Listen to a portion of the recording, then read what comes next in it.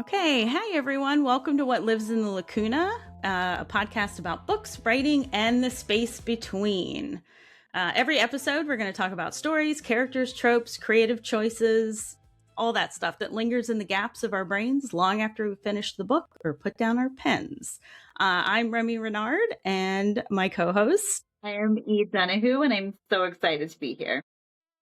It's going to be a good topic today. Such a good topic. Yeah. So how are you? How are things going with you? It's summer, so life is completely crazy. I manage a vegetable garden, so that means every day is like really, really, really busy, and then I'm going to blink and it's going to be October. How are you doing? I'm very well, very busy, as you said. I wish I had more outdoor things to do, but I've been stuck in front of my computer. So I'm doing a lot of editing. Yes, so much. I just finished up the first draft of my second book, getting it ready to go to my developmental editor, which I'm really excited about because she specifically works in dark romance. So I think she's going to be a really good person to give me serious feedback on my work, which sounds silly when you say it's dark romance, but it's serious. I can't wait to hear what this. I've never worked with a developmental editor before, or at least not for fiction. And I'm so excited to hear what that process is like. I think it could be really. I know. I'm just really interested. Mm-hmm. And you finished up some of your own edits recently, right? Oh my God, yes. I'm really hoping that I am finished the last round of edits before I actually start querying. I think I finished about a week ago, maybe a little bit less than a week ago.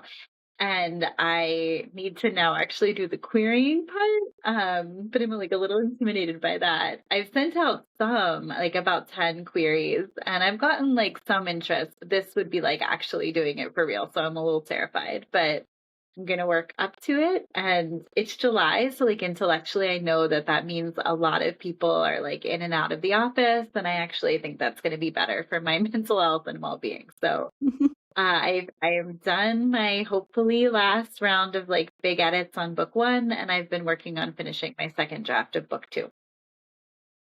Wonderful. And I got to read, I have a copy of your first book, and it is so good. I fell asleep the other night. I set aside time, and it's so good. So I am so excited for you. I think the querying's going to do really well. Thank you so much. I'm excited to hear how that goes because I queried a year ago or 2 years ago, and it did not go well for me, but I think we talked about that in something else. So I think we did, and I am ending this episode with short interview about you and your book, so we could talk about it even. That's right. So I'm really excited to get to that. Yeah. All right. Well, we can hop into our topic for today, and actually, it's funny because this topic came from, I think, the TikTok live that you did. We started talking about what is monstrous, or what does monstrosity mean, and I think we started to have a really good conversation about that, and then afterwards you were like, this should be our first podcast topic. So and there's so much to say about this topic from so many different directions, so I'm really, really glad that we're doing this. And I think there's like no way we're going to cover all of it. So maybe this is going to be a topic that we can like revisit a couple of times throughout the series, because I think there's so much to unpack here. Yeah, agreed. So if you want to start, I don't know if we want to explain kind of how we are approaching this, because this is our first actual topic episode. I don't know if that's worth kind of doing, because we're doing if you want to go ahead. We are still figuring this out as we go along, but the things that I really excel at are science and anthropology and like folklore in its original context, I think is a good way to say it. So I think the way we'll do episodes is that I'm going to spend a little bit of time talking about the topic through that lens, because it's the one I can speak to best. And then I'm going to turn it over to you, and you're going to talk about a lot of pop culture stuff. I work and read in the romance genre. So a lot of that comes from there, but I am well versed in all kinds of literature and things like that. It's kind I of have a like lot of, nothing about pop culture. And like one yeah, day you have to talk to me about zombies because I know you like did your yes, thesis on that, right? And I am just like I did. so deeply afraid of zombies. So like I Yes. need you to talk to me about them. Um, Well, and I'm plan to mention them later because I Amazing. think If it you pulls like into poetry this a little would, bit. oh my So, gosh, that's perfect. And the other thing is that neither one of us has talked to the other one about what we're planning to discuss. So it is going to be a surprise. You'll get to go through it live, real time, as we discover the other person's perspective. And I'm really excited about that. And as always, if anybody listening has questions or comments or anything that they want to share, like please DM us on Instagram or on TikTok. I would genuinely really love to hear everyone's perspective because I think there will certainly be things that go unsaid. And so there's always more that can be discussed. So I'm going to go ahead and jump in if that's okay with you, because please I'm do. so excited about this. I feel like I've been saying how excited I am about this, like since we started doing this podcast. Well, we got so excited we moved up the We recording did. date Oh my because God, we were that's like, it. We were going to why record in wait? 2 weeks and we were too excited for it. Yeah. Okay, so there's like a million different directions I could talk about monstrosity and folklore. Like there are so many examples from around the world. If you look at like the werewolves in European mythology, if you look at the golems in Jewish mythology, deer woman in Native American mythology, kind of every culture has an example of like what is monstrous. And I think that the concept is actually really present in science as well. Kind of every time we discover something new, whether it is like a creature that a lot of the fossils when they were originally being uncovered.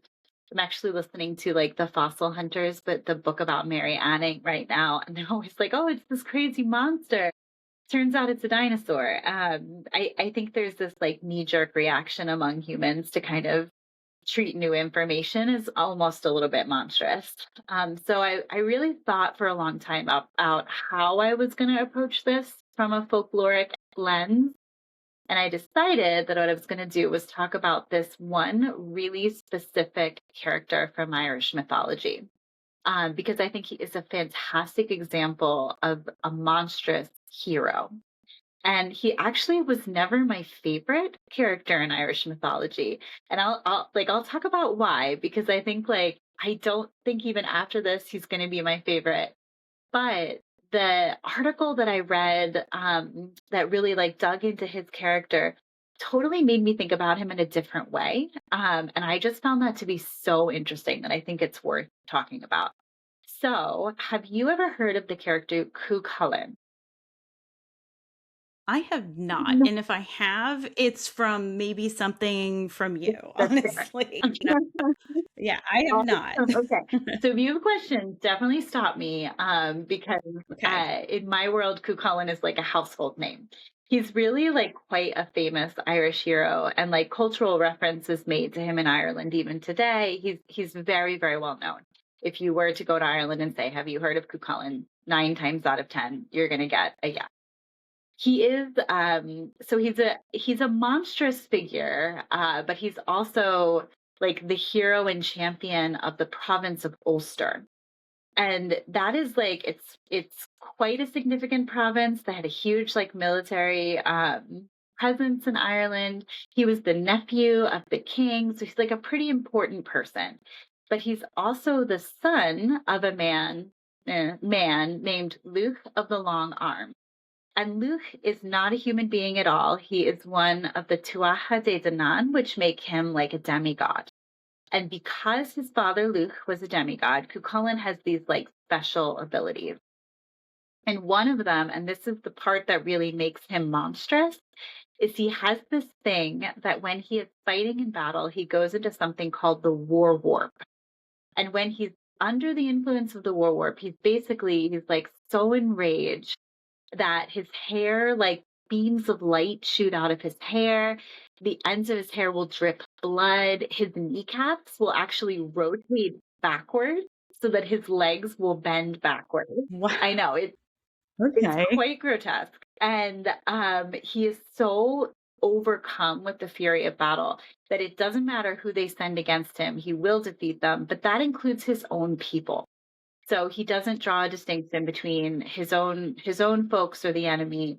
Anyone who comes against him will be killed. And actually, in the course of the stories, he kills his own son, Conla, while he's under the influence of the war. So it's really powerful, but it's also quite monstrous.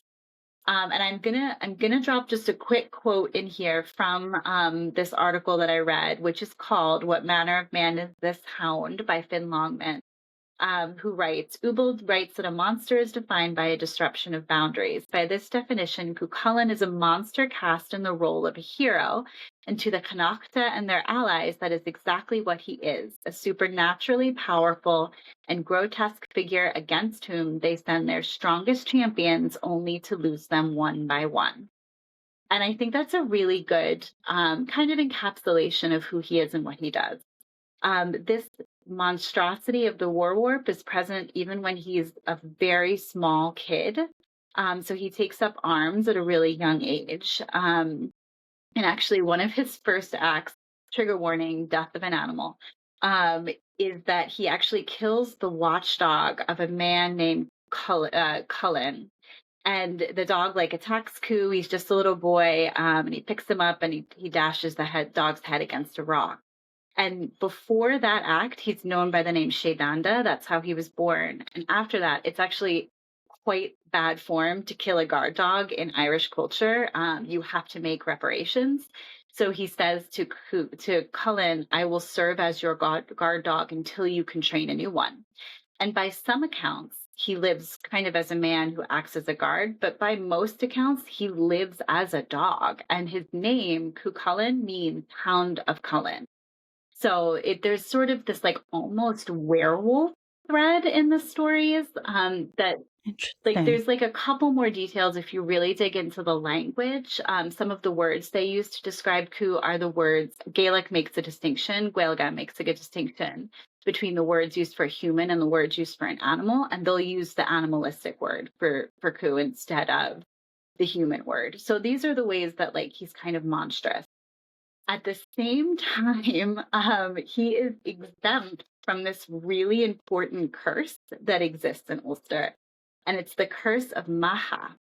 So there was this woman of the Tuatha De Danann who was wronged by the king of Ulster, and she lays a curse on every man of Ulster that when their enemies come against them in battle, they fall down to the ground in the pain of a woman in labor with a child, which is quite debilitating to an army made up of men, right? Yes. So it's usually, and I kind of love you know, that. I kind of do too. It is a really great curse, and if I could figure out how to make it happen in real life, I would. I would. They deserved it too. Like I will go deeper into that story at another episode because they deserve it. But CuChulainn is exempt from this curse, and I've certainly heard interpretations that say it's because his father was one of the Daedanan. But I think there's another interpretation that's actually more interesting. But because of that, he is literally the only person who can stand against the enemies of Ulster, which is really significant in like the epic, the Táin Bocúli, which is like the Irish, I don't like to call it the Irish version of the Trojan War, but it's like that level of epic. If it was pitching a publisher, it would use the, the Trojan War and the Odyssey as comp titles because it's very much in a similar vein. So that's Cu. He's like this very monstrous figure, but he's also this incredibly powerful figure. And I think he's a great example of a monstrous hero. Would you agree with that, like interpretation? Yeah, absolutely. I mean, I think that's really fascinating because it seems to lie in mostly appearance and power, Mm-hmm. which I think will tie in to some of the things I Oh, want to talk about later. But I find great. that so There. fascinating.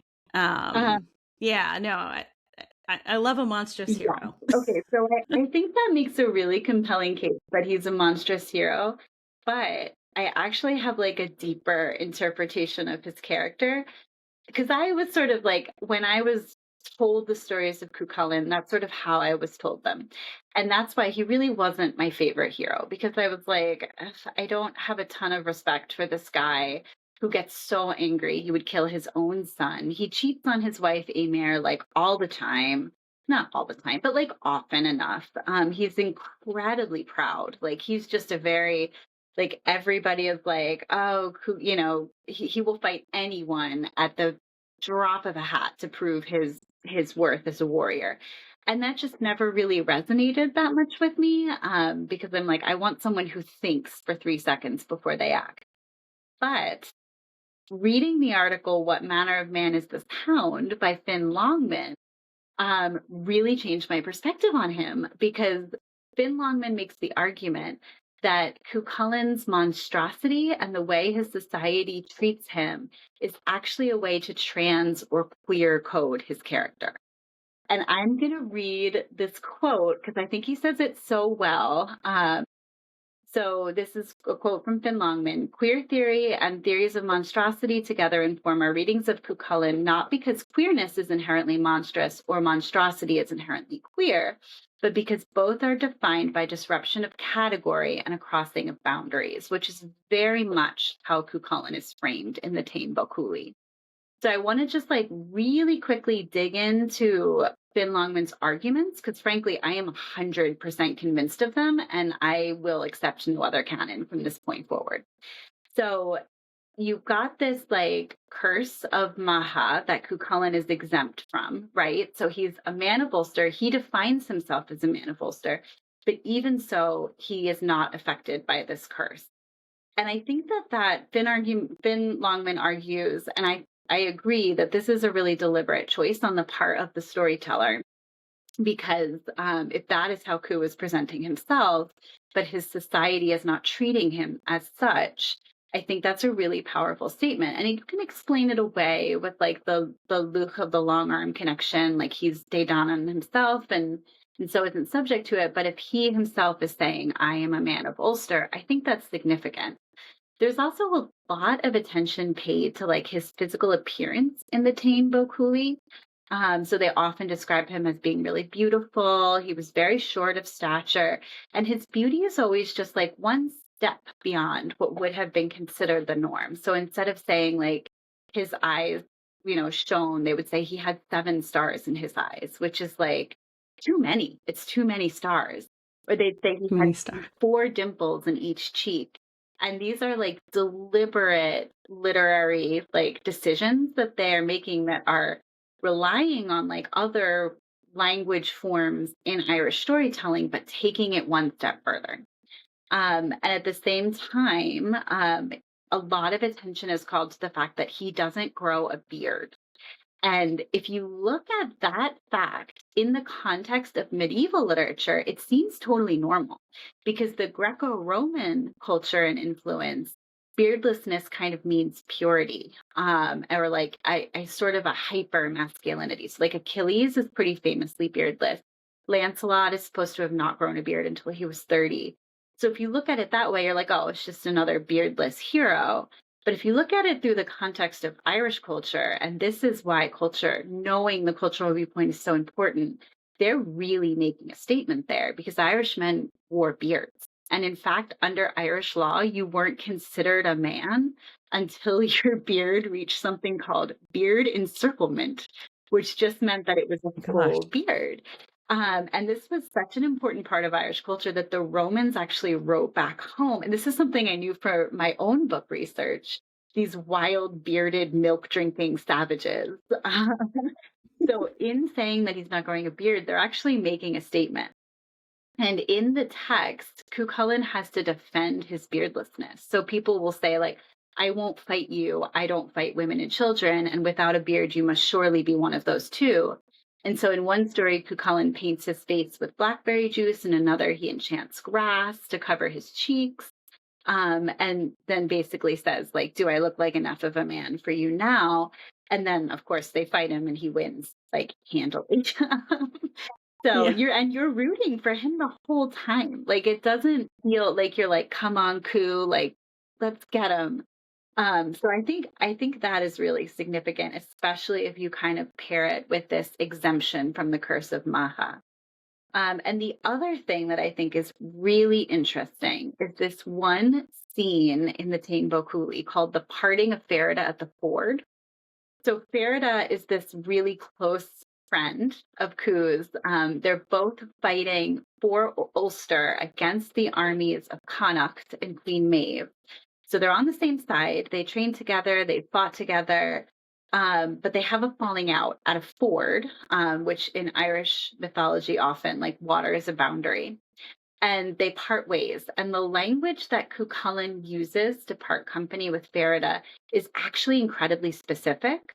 And it's the language used to formalize a divorce under Irish law. And this is a fact that would have completely been missed by an English person writing down the story because English law did not in any way, shape, or form recognize Irish law. But it's a really specific language. Ireland and marriage laws, there are 9 different forms of marriage. They all have their own, like, it's incredibly precise. And it would not have been a problem for Cu to be married to Emer, but also married to Ferida. So I think it's no mistake that they use, and Finn Longman argues that it's no mistake, and I agree that they use this language meant to formalize a divorce. And while you're like reading or hearing this scene, it's really genuinely heartbreaking. Like you feel so bad for Cu and for Ferida because their grief is really obvious. And then once Cu says his piece, Ferida goes off and joins the army of Connacht in Queen Maeve, and that's what really turns the tide of the battle. So it's this really vivid betrayal, like on the page or in the story. And I think that all of that is just really interesting because there's no social commentary given on it. They're not like, this wasn't a good union. I'm trying to find the right word. There's no hint that this wasn't a perfectly valid thing for them to be doing. It would have been, according to that reading of the text, it's fine that they're in a committed, loving relationship. And the only emotion you feel is grief when they part ways. And I think that's so interesting because it shows how like cultural context is so important. And so much of what we perceive to be monstrous depends on our cultural context. And also how colonization runs the risk of really burying that thread in the story because I never knew that. And I have read the Tain multiple times. But seeing it in the original Cuailnge and knowing knowing that outline of Irish marriage law really matters because that's a completely different interpretation of that scene. So I feel very convinced that if they weren't transcoding, or I feel very convinced that they were queer coding the story. But the Táin Bo Cúailnge really does some very interesting things with gender. Like you have this like queen and she is leading her army into battle. Like that's not a typical, woman's role. And they talk about menstruation. Like they do a lot with gender in this text. I feel pretty convinced that that's what they were doing with CuChulainn's character as well. And I love that if you take that alongside like this element of monstrosity in his character and how that is really the only thing that allows him to step up and be the hero for Ulster. And he is beloved of King Conor Machnessa of Ulster, but he is also kind of othered by his own people. Who, like, there's this one quote where he says in the Tain, he declares, "I am given the outlaw's portion," which is really significant because that's which portion of the bull you were given meant so much in Irish culture. Like if you could give the wrong person the wrong cut of the bull and they would kill everyone. It was a big thing. But for him to come out and say that really shows like how he saw himself.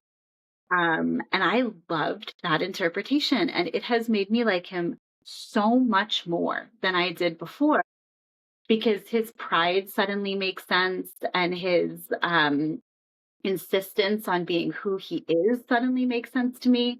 I still think it's deeply problematic that he killed his own son. I'm not going to get over that one.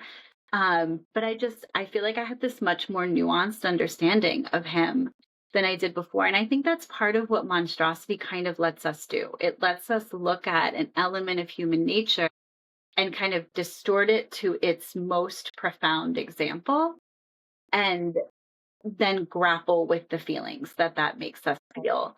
And I don't know, I was really grateful to have an opportunity to do this for CuChulainn, who I grew up hearing about, but never really thought that deeply about. And I urge anyone who's listening to this, go and read that article. What Manner of Man is This Town by Longman. It's available online. And there's like so much more that he talked about that I did not even touch on. It's such a great article, and it was just a really, really fun deep dive onto the monstrosity of this character. Yeah, I mean, that's incredible. And it actually ties beautifully to what I want to talk about. But before I get there, I was just curious about so like monstrosity and who's telling the story. We started to talk about that, and I'm wondering if, going back to like original language, original text versus maybe an English retelling or Yeah. something. Do the specifics? Does the monstrosity seem softer when it's closer to the original? Is it rewritten to be more monstrous, monstrous when it's, It's a great a question. conquering group? Mm. I think there's a couple ways to answer that. I think that here's how I would answer that. I think the monstrosity, in terms of the bodily monstrosity, is probably greater in the original Gaeilge. And I think that because a little bit more of like the animalistic stuff is going to come through, because they make that distinction in language between the words used for human versus the words used for a dog. And I think also like you just have a closer reading on like the ways in which Cu differs from his society. At the same time, the English translations, because I've read several, but they absolutely sanitize the story to a degree. And I think that they do this too with Cu's character, because I've heard storytellers from outside the Irish cultural tradition present the stories. And I've always heard the parting of Ferida at the ford as two brothers in arms part ways. And it's sad, but it's a different flavor of sad, I think, than if you Right. lose that divorce law piece of it. And I think that especially like with the beardless piece, I'd never put the dots together on that one. Although I do know that part of Irish law from my own research for my own book. I know how important the beard thing is. But that idea of a beardless hero is so ubiquitous in Western culture that I 100% did read it the same way I read Achilles or Lancelot. And seeing that extra layer of cultural nuance is lost in an English translation if that understanding of like what that would mean is present. So I think it's like simultaneously more and less monstrous, if that makes sense. Uh, It does, yeah. it's monstrous perhaps in a way that would be more comfortable to English speakers, if that makes Yes. sense. And I think you see that sometimes in Irish mythology, where like there are certain stories that clearly made the English a little nervous, and they tweaked them a bit or attempted to like I will talk about this in a later story because this is my favorite hero in Irish mythology. They actually tried really hard to ascribe a lot of the stories about Fionn McCool and the Fianna to King Arthur, in an attempt to get the Irish to stop telling stories about the Fianna, instead tell stories about Camelot. And it 100% did not work. Dang. Like complete failure.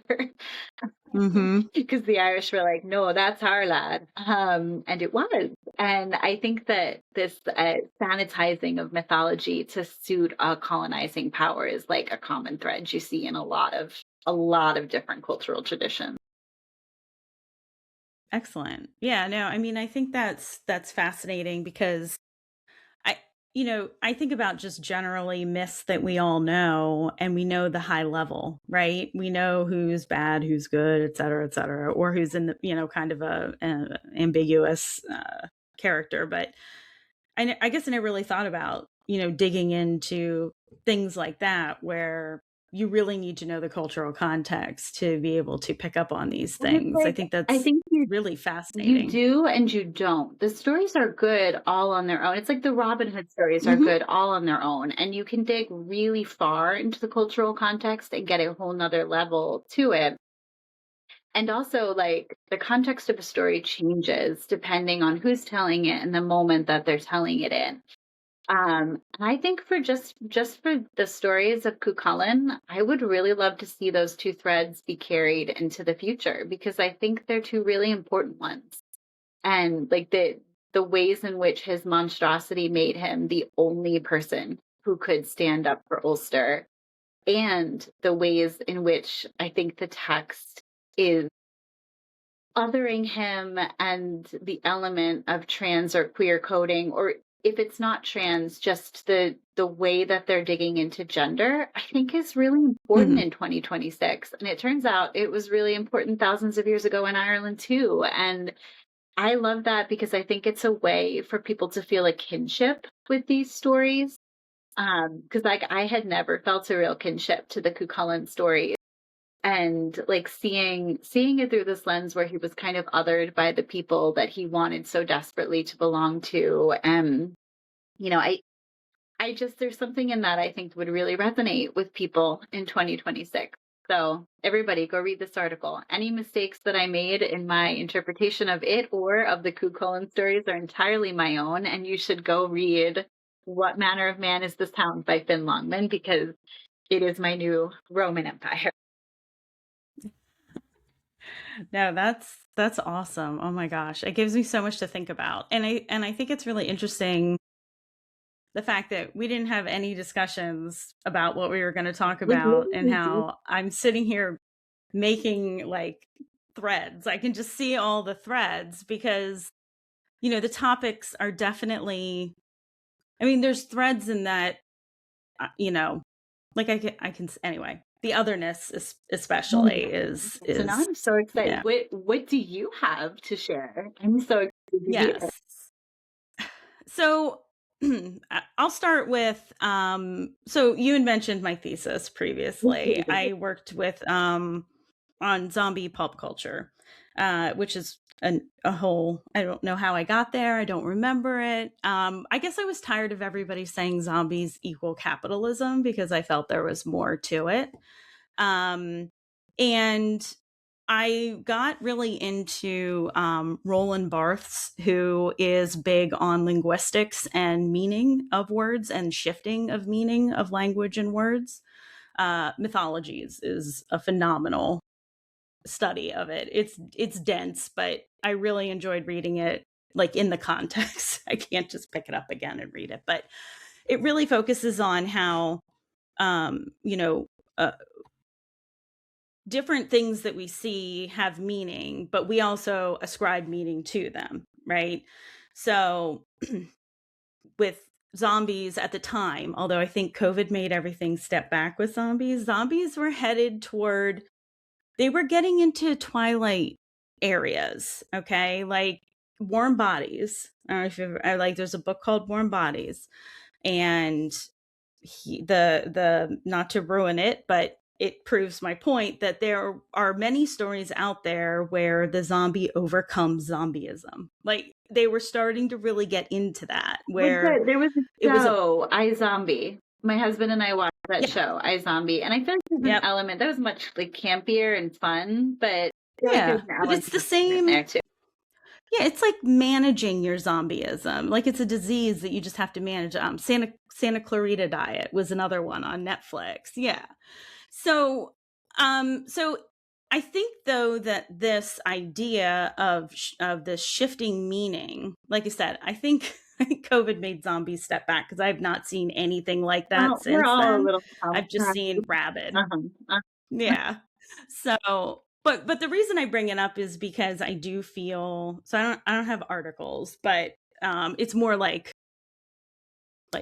reading, or just internal reading of different things in that so but the idea of what is monstrous has shifted a little bit, and especially in romance genres, but also in general, lit fic. Like there is an idea, like I think there's a big question right now of what is a monster, basically, in literature. And so traditionally, um, monsters were the other. You look at film, you look at books, they were representative of things that scared the majority, right? Mhm. I mean, it was, very cute and campy, Bela Lugosi and Boris Karloff, but they represented something that was scary to the general public. Um, and I think it had a lot to do with the way, like an appearance. It had to do with appearance and behavior, but I feel like it was mostly appearance. Like you could pick out a monster in a lineup Mhm. anywhere. You know what a monster looks like. Whereas I feel as if monstrousness has shifted from appearance, not fully, to behavior. So we're looking at less of I'm trying to think of how I want to say this, because there's definitely monsters who look like monsters, especially like in my little tiny corner of writing. Monsters are monsters. They look the way they do. People are people. They look the way they do. But it's the behavior that ends up defining them, not what they look like. So interesting. Oh my God. I love that. Yeah. So I mean your classic monster, right? They're ugly, deformed, hairy fangs, whatever that is. And I feel like a modern monster is someone who's cruel, they're exploitative, they're abusive, things like that. I feel like are what is now being shifted over. So especially again in different genre fiction, we find that human men are the monsters, sometimes more so than the actual monsters. And I come bearing receipts, but it is very interesting in that, we can now have a dragon as a romantic lead, because they can shift into a human, so that makes it okay. But they're still a dragon, and the person, whoever their love interest is, male, female, still interested in dragon as dragon. So I think there is I just think there's like this shift in the idea in the idea of what is monstrous and whether it's appearance or behavior. I wonder And I feel if like right now. this is just Oh, a go ahead. random thought that I'm having. Mm-hmm. I wonder if that's not in part because of the way that we perceive danger. Because for so much of human evolution, Mm-hmm. right? Somebody who looked really different from us or who looked diseased or in some way, like that would have been an immediate and visceral danger to our physical well being. But it's not really that way anymore in society. But now suddenly it's behavior that is actually posing the danger. I've never thought about that. Yeah, and I think it's so the thing that kept coming into my mind was the bear versus man in the Yes. woods, right? Uh, And how many I know I mean it's not a direct correlation, but it is like I would trust a monster over a human in I the think the woods bear. because Mhm. yeah, because they're a known factor. Like I know a bear is violent. I know it could eat me. I know what its primary purpose is. Humans lie, they cheat, you know what I mean? They abuse, and I'm men and women. It's not just, a man thing, but um and so you can kind of trace that back to a lot of fiction that puts like a monster in the center of as a romance or a main character, a romantic lead, because I feel like there's a part of part of people who read these books. Again, I think we talked in the previous episode kind of about, or maybe it was in another discussion. It's been a long week, but about finding safety within romance books. So finding being able to explore things that you normally wouldn't explore on your own. Like I've said before, if any of my characters approached me and talked to me the way that they talk to others, I would like call the police on them almost immediately. It's not real, but and it's not something I would want in my real life, but I think there's something to be said about a monster who is safe, who takes care of you, who would kill for you, even though I would never want that in real life. Right. To have that level of devotion on page for another character is sometimes nice. And I think it comes down to on the other side of that, it comes down to what the other so there's always going to be two characters. There's a monster, and then there's usually a human or some normal. If it's like in a fey realm, it's a fey, whatever. And I think it comes down to what they ascribe to that monster. So I mean, there's pieces of what are they willing to put up with, what are they willing to deal with, as far as they go. But I think for the most part, we're seeing like really safe monsters in literature right now, which I enjoy greatly, obviously, because I write safe monsters. Um, but I do read a lot of books that have safe monsters. So, for example, I think I've mentioned before, Opal Rain writes the Duskwalker Bride series, and her monsters are physically monstrous. I mean, they have skulls for heads, they have antlers, they have long, like large, hairy bodies, they can go on all fours, glowing eyes, all of it. But and to become like not a mindless eating machine, they have to like eat the soul of somebody they love. So somebody has to give them their soul to become, not as violent, but some of them can control themselves. But I think it's interesting in that, like, the monsters in this series are just so sweet and simple, and they just want to find someone to love so badly, and they just like find these poor women that have been shoved into what's called like the veil, right? So these like abused women, or one of them was like just given to a duskwalker as like a sacrifice, and so I really think that, those types of books where you have a monster that's physically terrifying, and even the main character, the female characters are like, wow, this is a lot, I mean, I don't know, can I, how, I'm not going to kiss him. I don't want him near me, whatever. But they prove themselves through devotion, through kindness, through making sure they have food to eat, like really simple, silly things that you would think would just be, part of every day. These monsters are providing, whereas, a lot of the times in the books, they've had really terrible run-in with human men who have been abusive, or they've withheld food, or, things like that. So I think it's a really interesting, where we have something that looks so monstrous and yet is so sweet and so so loving and kind and doting, and just wants to feel that back.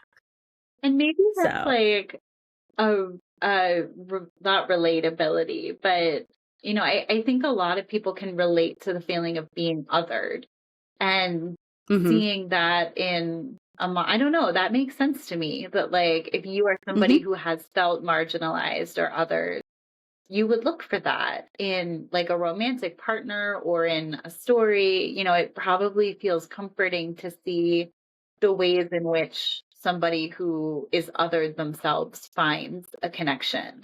I think, I don't know, that 100% makes sense to me. And if have you read The Maiden and Her Monster? no, but you did recommend It that was to me. It's so sitting in my good. Yeah, it's about like the Jewish Golem mythology, and I think that That's it right. hits on all of those themes. Like as you were talking, I was Mhm, like, oh yeah, that is all in The Maiden and Her Monster. And I think mhm. that totally makes sense that it would be like about the feeling of being other. Yeah. And yeah, that's an excellent point, because most of the women who end up in the Vale, some men, there is a queer couple in this as well, which is great. They are all othered in some way. One of them is said to bring bad omens upon her people. Another one is she killed her husband, so she's sort of othered. But she was being abused. She had no choice. Just do that or die. So, I mean, I think it's really interesting in that, on the flip side, there's, Lily Mayne's Monstrous series, which is like literally the cutest monster series, post-apocalyptic monster series I've ever Uh-huh. read. I mean, it's like I like it because it's a queer normative Mhm. world. Like, nobody asks, oh, he's with, because they're all men. Like, all apparently no women survive the apocalypse in this situation. I mean, Fair. there's a I few, do but feel like I would just be keeping everyone else alive, and then I would be like, "You know what? I give up. Like, y'all are on your yeah, own." I'm I'm home. done. Yeah. Yeah.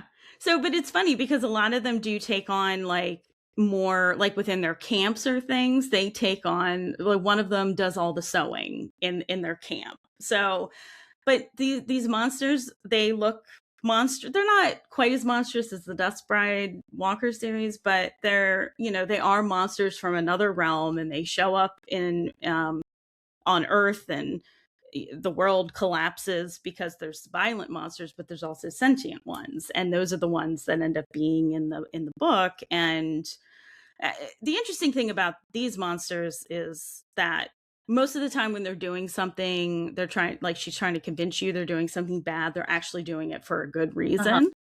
So, like the first one is about, somebody they nicknamed the Soul Eater, and then he's walks around Earth just killing people for no reason. But you find out that he's killing people because they're harboring, some sort of illness that could spread very quickly and kill even more humans. So, it's that's an interesting one too, in that, again, you have people who look very monstrous who are like the sweetest, most loving, characters in the world. And I wonder if Um, part of it isn't in that juxtaposition, because juxtaposition mhm. makes for good storytelling. And if you were like, Yes, well, I've encountered normal looking human men who've treated me terribly, and then you get this like monstrous being who, by all accounts, should be the more dangerous of the two, but they're treating me with kindness. And that's an right. interesting conflict and contrast. Mhm. Now, yes. And then on the other side, I want to look at like human monsters, because I do feel that there is a really interesting um intersection of, what makes a man monstrous in a novel, specifically romance novels. Um, so I don't know if you ever read any serial killer romances. Those Oh, are fascinating. Mafia romances fall in the same sort of category. You're masked, like the masked guy who hunts down women, and it's all consensual in the end, usually, usually, but it walks that line. But the serial killer romances, I've read like, I don't, maybe two or three of them. I think there was a series, and I found them fascinating because you have a real like a real life monster, like a real human, somebody who could be walking down your street, who could, be right there. They fall in love with, someone, they become obsessed, they stalk, whatever. And the other person, male, female, at first is horrified by this, but somehow through devotion and, maybe saving them from a different kind of monster, another, male mhm. monster, they become the hero in a weird way. So, and they never ask them to change. They never say, I need you to stop killing people. It becomes part of, what they like about this person is that they know that they will kill to protect them, and usually the romantic partner is usually I think one of them was like a doctor, and the whole time, like, she's going over and over, I should know better. I should know better. I should know better. But, when she's saved by, when this serial killer saves her because he's stalking her, which I don't, again, and these are like books that I've read and I'm not sure that I love, but it's interesting in that there's two types of monsters in those books, right? Right. So there's the main male character usually, which is, like a safe monster, right? And then there's the person who they're probably trying to convince you is like a good guy, where she should be, whatever, and then that's your first clue that he's probably going to end up Right. worse than the serial killer. And So, I feel like that is like, that does not feel like a new trend to me at all, because I feel like that, the CuChulainn stories are at least 1,000 mhm, years old. And I feel like it's exactly like that. It is his monstrosity that lets him do the things that need to be done. And at the same time, the King of Ulster was not a good person. And the whole mhm, fight with Queen Maeve starts because he mistreats her. And it's this old story of like the monstrous hero is their monstrosity allows them to take the action that is needed in order to combat the actual monster of the story. right. There's a lot of monsters like But all everybody over is the a place. monster. And I mean the same thing, with mafia stories, the genre with that. And then but then there are also some that really walk a line that I don't love, where the main male character is a little too monstrous. There's actually a whole series, and I'll pull the name of it. I meant to do that earlier, but they're books that are named after the villains of fairy tales, and so like Big Bad Wolf and Captain Hook and all that. But they're like they take place in reality. Everybody's human. There's no fantasy elements to it. In fact, like I think maybe 5 out of the 6 books, the five of them are like human traffickers, and they meet the women they fall in love with as they're trafficking them. So like there's this really interesting line that I don't cross as often because for me that's not there's also some where there's some really uh like violent main male characters that are not exact that I would call monsters hands down. I mean, I've read a couple like that and I put them down right away. I won't read any more because I can't do it. But people love them. I don't know why. I don't know if it has to do with the safety piece of it where you can explore something that's a little more dangerous. Yeah, I mean, like I said, I've read them, but I don't necessarily love And them. I wonder if it isn't like a part of it is overcoming monstrosity, because in a lot of them, I feel like it's like, well, there's love. Like love has Mhm. overcome this. And I think that's also kind of what we were seeing with this overcoming zombieism and Mhm. like this idea that like a person could outthink their way, or there would be some force strong enough to make them Mhm. overcome their monstrosity, I think is really an appealing one to people. Because we are still, I think, afraid to a degree of monstrosity, and Mhm. that's why we're seeing these like safe Mhm. monsters. So I find it really interesting that there's like, oh, but they overcame it for love, or they overcame parts of it for love, or like Yeah. that veneer of like, I feel like you even see that in Twilight. Like, yeah, Yeah. don't they drink animal blood, right? They don't drink human blood. Yeah, Yes. like Yep. stuff like Yeah. that. It's like, well, Mhm. but we've overcome these like more monstrous things. Mhm. Yeah, and I think so. I think in those weird trafficking ones, yeah, they overcome their trafficking tendencies for love, which is weird, there's there are other ones I've read where I don't think like nothing changes. I mean, they're already like the books already start with them absolutely like the male's absolutely obsessed with the women, and that's that. And so then it's just like how far can it go? Like sometimes it's just it feels like a litmus test of the like an author, like how far can I write this before people And walk this is away? too far. Yeah, that makes sense. Yeah. I mean, and I kind of feel like part of why monstrosity in stories appeals to us is because it forces us to confront the ways that we ourselves are monstrous. And I think that there's like an element of that happening, right? Like, because Hmm.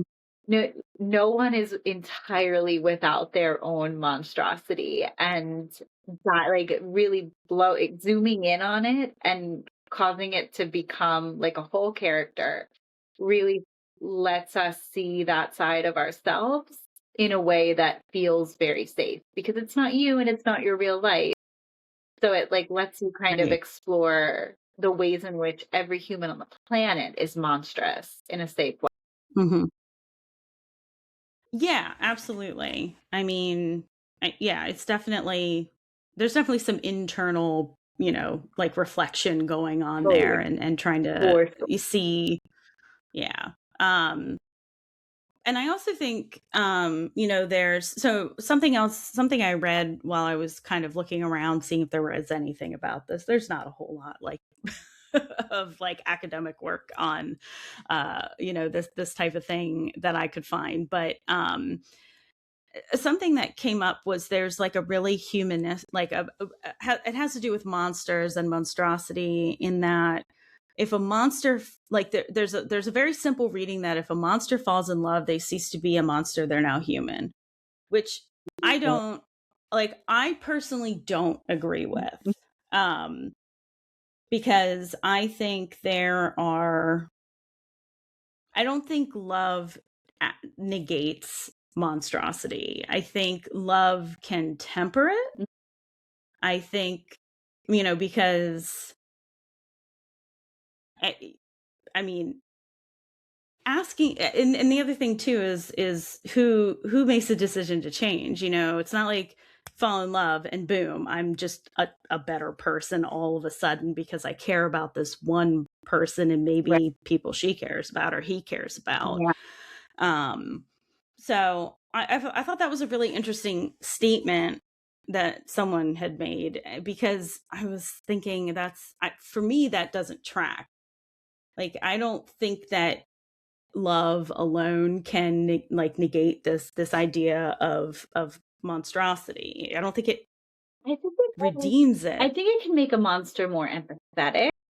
Like I definitely would feel more empathy towards a monster who loves someone, but I don't know if I would say that that excuses monstrous behavior because I still like I feel much more empathetic towards CuChulainn than I did before I went on this deep dive, but I Hmm. still am frustrated that he kills his own son. Like I can't, that to me is the most monstrous thing that he does. And I don't think that I can get over that as a person. Hmm. Um, so I think but I think it's possible to not forgive a monstrous act, but still feel empathy towards it, if that makes any sense. Yeah. Yeah. Yeah. No, I mean, I think it's interesting too, because I think it has to do with the person that they fall in love with as Yeah. well. Because I think it depends on their expectations. Like, is their expectation, is it set up that, I love you, but I can't because you are this way.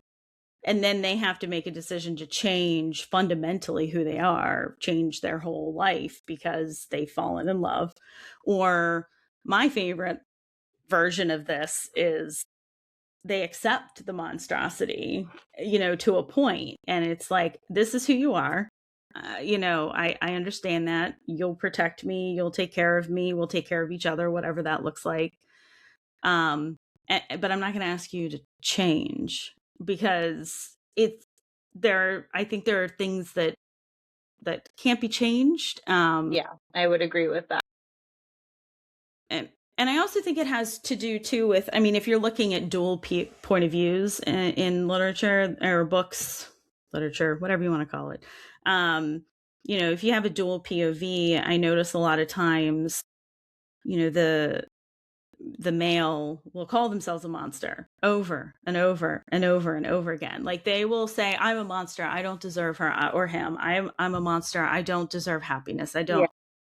Whereas in the other POV, not once. Like the word monster, I think I went through a book. There was a mafia romance that I was in the middle of, and I knew that he had called himself a monster over and over again. And I was like, does she though?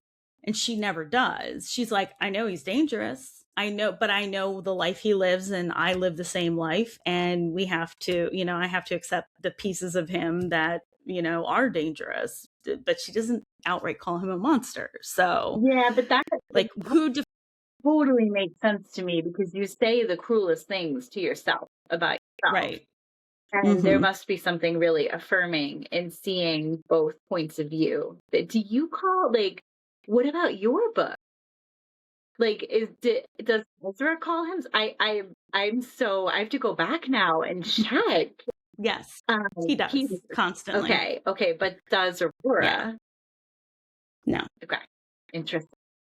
She may initially, because there is that moment where he goes into her before they even meet. They're aware of meeting, where he sneaks into her house, breaks in, touches her because she's having a dream.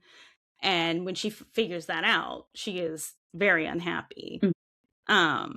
I don't think she calls him a monster. I think she just is like, he's real effed up. Like he's a nightmare, because I don't think she quite realizes, like, she's seen who he is, but she's not processing it because she just hasn't, she's too mad and upset about the whole thing. I could see how she might be like, wow, you're a dick, but not jump to, you're a millennia old shadow creature. No, that's a big jump.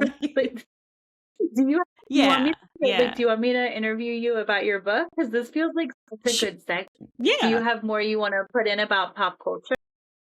No, I think I've hit the end. I think the only other thing I had was like a question of whether love could create a monster. So can somebody fall in love or care about someone so much, and they've come from something so painful that they, the person who's been hurt doesn't want that from them, but they take this like on themselves, this revenge, or this, making themselves a monster where they weren't before. I mean, they may have never had a murderous bone in their body, or whatever that may look like as monstrosity. But that was the only other.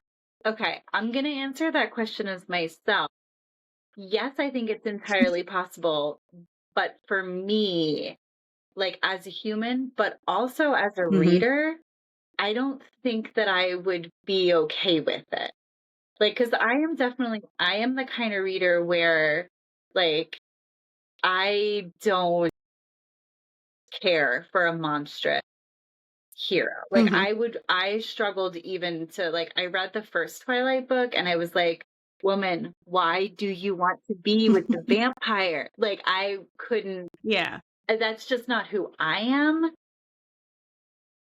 Which is not to say that I'm not okay with it when characters are like, well, I killed so-and-so because he clearly needed to die. I'm like, yeah, he did. He did need to die. But to me, that action in a book isn't monstrous. Like a truly monstrous action, like CuChulainn killing his son, or like a human trafficker. I'd be like, nope, I'm out. I'm sorry. That's too far for me. And it would not change my opinion if they were like, but I did it for love. I think I would be like, but that act was still monstrous. What about you? Right. What do you think?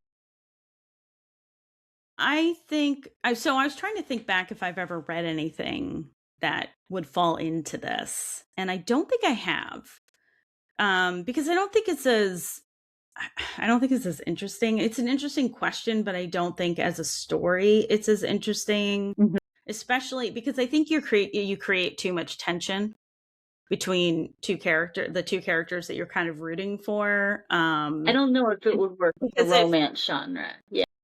Yeah. I mean, it could work for other, more, I would say more serious, but I'm not going to work in fantasy. Like in fantasy, I think it could work. Yeah, I mean, there's probably, if anybody out there knows of a book that's kind of Yeah, like I'm that, I'd super love to curious. hear about it because I'm very curious about how it would be handled. Feels like Because most something of the time Rachel you walk Gillig would in, do. I don't know why, but I'm mm-hmm, thinking of the Knight and the Moth, mm-hmm, oh my gosh, no, One Dark Window.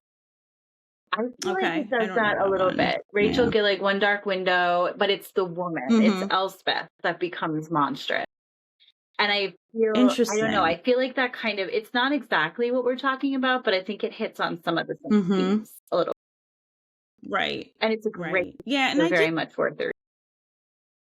Yeah, and like I said, I don't have an answer for that one. I don't If anybody know. does, Yeah, I mean, I'm sure it could happen, but I feel like if, the person who's been hurt is asking the other person to do it, then it becomes manipulative. And if the other person is asking, the other person to, or the one person asking the other person to not, and they do it anyway, that's a breach of trust. So like for my genre, that kind of kicks it out a little bit.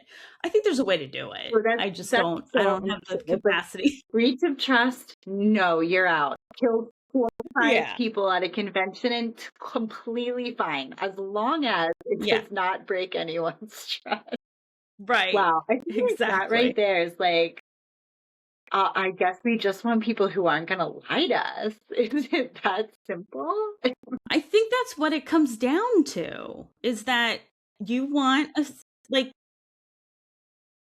right. That's the thing, right? That monsters are upfront about who they are. They're very aware of, Yeah. what they are. They're upfront because they're going to hurt themselves. They're not going to go out on a limb because, Right. they feel like they don't deserve it already. But you're right. I think it just comes down to wanting to be, like feel safe and be told the truth, which is Yeah, such a that is weird, like is that a bar? it's a Is that all of basic. our bars? That's such a low. That's our bar right now. That's our bar across like feel The safe. bear. The bear wouldn't tell Yeah, us it was a bear. Oh my god. that's right. Yeah, the bear wouldn't like put a ball cap on and be like, "I am not a bear. Just ignore me." It would be like it just wouldn't. I mean, it would just be its bear self, No, right? you're Like it would just traumatized. This so. revelation. Yeah, I mean, Yeah, monsters don't seem to hide the ball. no, they So, don't. All right, that's good. That's good. Okay, well, that's good to know. That's good to know. That's yeah. where the bar is collectively. Yeah. Wow. Collectively low. Collectively low. But anyway, a bar that is not low is your book. Yeah. Because I think you actually dealt really well with like 100% of the themes that we have been talking about. So this is Thank you. like the publishing part of this, Mhm. publishing writing part of this podcast, which means I get to interview you about your book, which is very fun for me because I don't have to do any of the hard answers. But why don't you go ahead and like pitch your book, describe what it's about. So my book is it takes place in a small Appalachian town called Lorewood, and it is a queer normative world, and that monsters live openly in the town. Like I said, they don't hide the ball there really, even if the town kind of ignores it. But it focuses on Aurora, who has just moved to town and is discovering things about herself. And unfortunately or fortunately, the local bookstore owner, Ezra, notices her and is very drawn to her. And he also is a ancient shadow monster. So, but cleans up nice in the end. So, I think he cleans up nice, like really fast. Like I think he's a good example of a safe monster because like he would kill a whole football stadium full of people, but he's so mhm. respectful towards Aurora.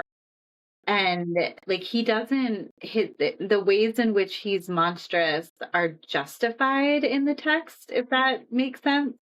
At least Mhm. that was my read of it. And Aurora herself is monstrous. Like it is not a one-sided. Like both of them have monstrous elements. And I thought that was really interesting, and the way in which you wrote their relationship as being very it felt like an equal partnership to me. Like it was not one of them like having more power. The power dynamic felt equal. Can you talk a Hmm. little bit about that and what made you want to write it that way? Yeah, that was really important to me.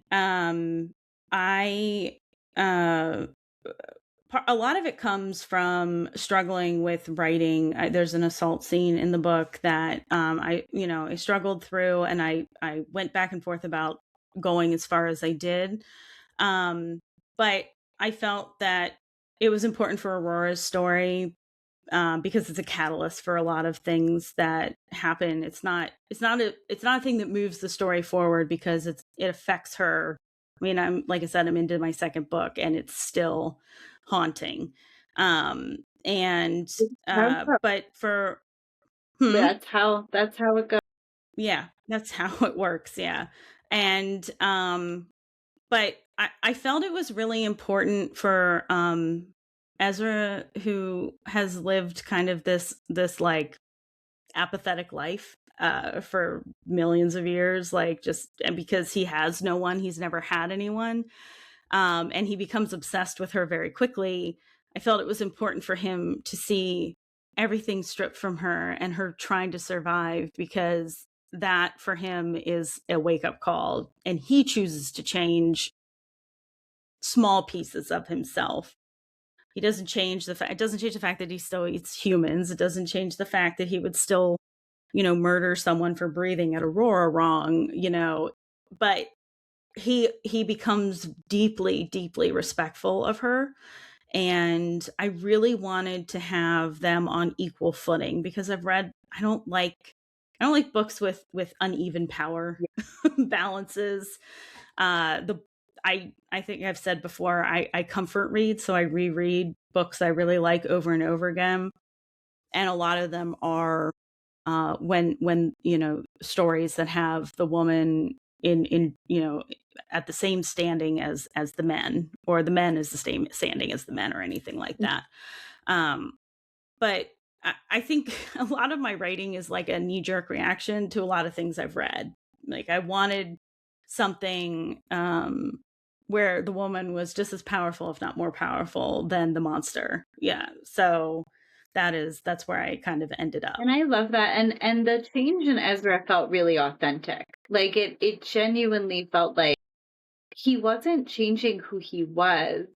He could just see this one piece a little clearer.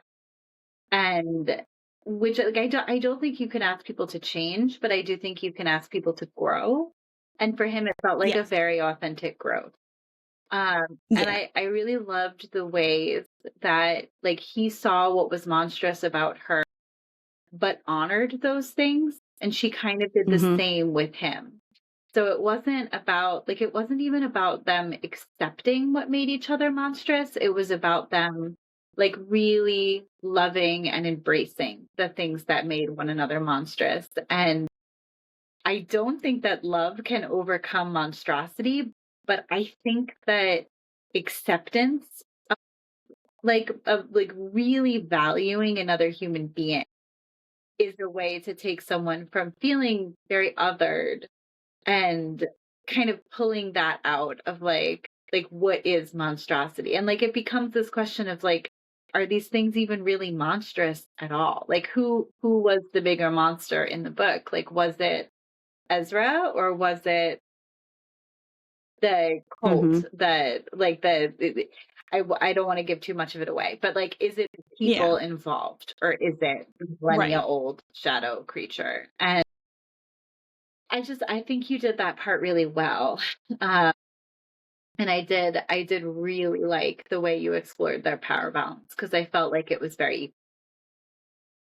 Yeah. That was, I don't know why that was so important to me, but I think I had read enough where the power balance was so imbalanced. Like I like just uh, you know, like the expectation of her to change for him or him to change for her. Yeah, like neither one I don't expected think, that of each other. They just like loved the yeah. person that they were Mm-hmm. and didn't ask each other to change. And I thought that was well done. So tell Yeah. And in fact, I think, me, oh, go ahead. Sorry. I was going to say, Good. tell us real quick about your like your query journey, your journey to publication, Mm-hmm. so that everybody can get a sense of how you did that. Sure. So I started writing in the winter of 2024, which doesn't seem like that long Oh ago, my but God, it was like so long ago. it feels like forever ago just because of the work I've done. But I started writing. I had an idea. I don't know. There's no catalyst. I just started. And then the story grew and grew and grew and grew. And finally, I hit a point where I was like, well, maybe this is actually a book. Because initially I was thinking, I'll just throw it on Kindle Unlimited and just have fun with it. But it became something that that I poured a lot of myself into and I became very proud of and I wanted to share. And so I did do some querying with very early drafts just to kind of see where I was going to land. But I had a couple interested people, but I was told I had to cool it on the violence, cool it on the sex, and cut back like 40,000, 50,000 words, which would have changed the book fundamentally. In fact, when I did publish it, it's at like 172. So I mean, it's a big book.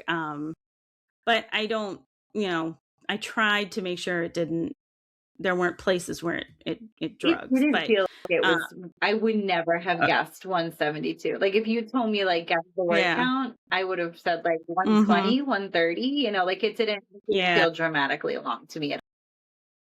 that's good. That's good. I mean, that's good The feedback. But pacing was really quick. Like it was a very fast-paced book, I thought. good. No, yeah, that's good to hear. Thank you. I appreciate that feedback. But so I felt like I was kind of in a corner, like stuck in a corner because I didn't want to I really didn't want to compromise what I was writing because I felt strongly about where I was headed with it. And to be honest, the book I ended up with was not even what I had queried with. So that was shaped through my work with a hybrid publisher, which I did a ton of research on. I mean, a year worth of research to find one that I felt comfortable with. And they were really great in that I learned how everything works. I learned the different pieces I need to make a book, basically. And that's as helpful as they were. You know, they're very templated because they work with so many people. And I was very different for them, which was another problem, but I'm not going to get into that. But like my topic that, they didn't do a lot of dark romance. So they treated it like every other lit fic book out there. Like mine was sitting next to the How to Deal with Acne book, and it's like, no, no, So I did run into a lot of like having to reframe them and be like my back cover copy, like the description. I spent a month writing that. And they like edited mine down and all they did was move some sentences around so it looked different on the back of the cover. But then they sent one that they had written. It was like all I could think of was it sounded like a cozy monster romance where like Aurora's sipping tea and I don't know, maybe Ez was grilling in like khaki shorts or something. Like it was very not representative. And although it would have gotten a wider audience, I feel like I would have had a lot of really Yeah. upset people when they start digging Well, in, whereas I felt like, good for you knowing your audience and knowing your genre, which is such an important thing for you to like for an author to know and understand. yeah. Yeah. And I like, just, I don't I ever want to trick anyone into reading my book. because I know there are themes in there that make people uncomfortable. And I get that because I've read books that make me uncomfortable. So I do make sure, like, when I market, I make sure I say, there's content warnings where they are. They're all over my website. They're at the very front of my book, because like reader autonomy is important. If you're not going to enjoy it, don't pick it up. It's that simple, because if you don't want to be here, I get it. I'm not offended. But how It's fine. So what we need is more people who want to read in general. I don't care what you're reading. Read whatever makes anybody happy. Just pick up a book and read. yes. Like, it doesn't matter to me what it is, as long as you're reading and you're happy. That's a win. That's right. That's all that matters. I mean, our bar is, do they lie to me? And what was the other one? Yeah. That's our bar. Our bar is, do I feel safe, and do they lie to me? Yes. More people need to go read books. Right. I mean, books usually don't lie. So that's true. Yeah. Oh my God! But what if they do? I'm getting they are, because it's getting to be late at night. Yeah. Well, I mean, technically fiction is lies, but they're made up fun lies with truths hidden. I feel like in between.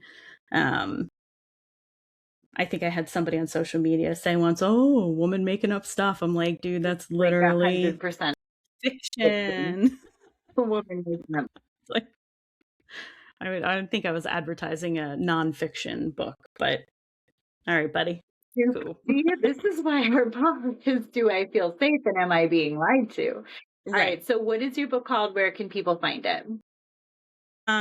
Book is called Lupine's Bloom, Where Blood Falls, and you can find it really anywhere you can buy books. The digital copy is available several places. Always encourage people to go to bookshop.org, but of course it's available on Amazon and everywhere else. But if you can go to bookshop.org, that'd be the best. Choose your bookshop and buy away. And you can also follow you on social media. What are your social media? Yes. Thankfully, I somehow came out with them all the same. So it's Remy in the Wild, with the periods in between the words. So if you just look up Remy Renard, you'll be able to find me, follow me, talk to me. I love when people message me. It's so much fun. That's been a weirdly wonderful aspect of social media is meeting and chatting. Yeah, meeting and chatting people who just love books and writing. I am also on TikTok and Instagram. You can follow me at eDonahue Writer Storyteller. And I also love random messages. So feel free to get in touch to talk about mythology or books or whatever you're interested in. I will respond. Maybe not immediately, because I might literally be in a field. But when I'm back in civilization, I will get back to you. Yes. I have the same issue. Hopefully after July 1st, I'll be much more responsive. I'll be more online and on social media. But right now, I have a plan for doing like TikTok lives at some point. So I haven't really fleshed that out. But at some point, I want to start doing that.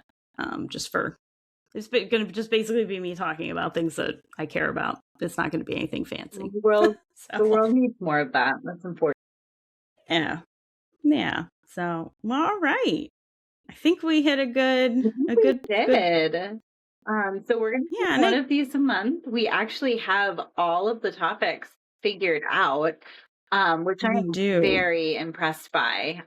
Do I remember what our next topic is going to be? Absolutely do not remember that at all. So if you do, definitely feel free.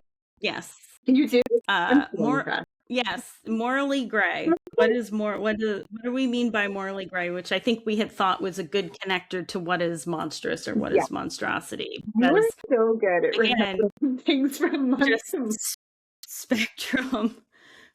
Now, if you ask me what's after that, I couldn't tell you. But I know. I do remember red flag versus green flag.